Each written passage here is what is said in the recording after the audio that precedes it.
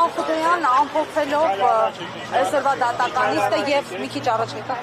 եւ բացարկի միջնորդությունը, որ ներկայացրել էիք, կանխատեսելի էր արդյոք այս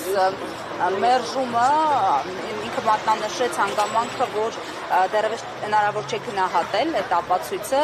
որքանով էր օբյեկտիվ այս առարկությունը եւ առհասարակ միջնորդության մասին։ Մենք իրականում վերջում ժամանակ չունեցանք, որ այդ հարցին հայտարարության տեսքով անդրադառնանք։ Պարոն Ֆարխանյանի համար խնդիր չի եղել անձանց կալանքի սանկցիա տա, գնահատելով հիմնավոր կասկածի առկայությունը նյութերի վերաբերյալ, բայց երբ որ անձի իրավունքների վերաբերյալ միջնորդություն եք ներկայացնում, ասում է, որ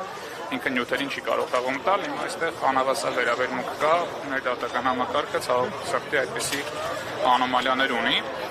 Ինչ վերաբերում է միջնորդության լուծման արդյունքից, արդյունքը ինչ-որ տեղ կանխատեսելի է, սպասելի էր նման ելքը, բայց պաշտպանության կողմը առավելագույնը ստացավ այս նիստից, կարողացավ ևս մեկ անգամ ներկայացնել, որ այն ինչը որ հանրության աչքերում ակնհայտ կեղծիք է, մարդիկ շարունակում են պնդել, որ որտեղ ոչ մի կեղծված բան չկա, եւ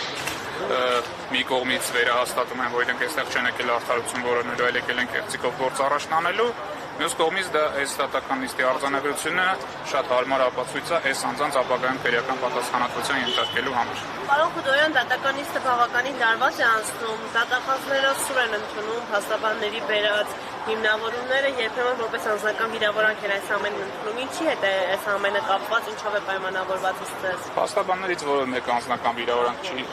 հասցրել դատախազներին, սակայն եթե իրենք այդպես են ընդունում, նշանակում է իրենք իրենց գործողությունների մեջ կասկածներ ունեն, որովհետև կարծում եմ գոնե իրենց հարկավիճակում գտնվող մարդիկ թեկուզ եւ շարունակում են անել, բայց իրականում հասկանում են ինչ են անում,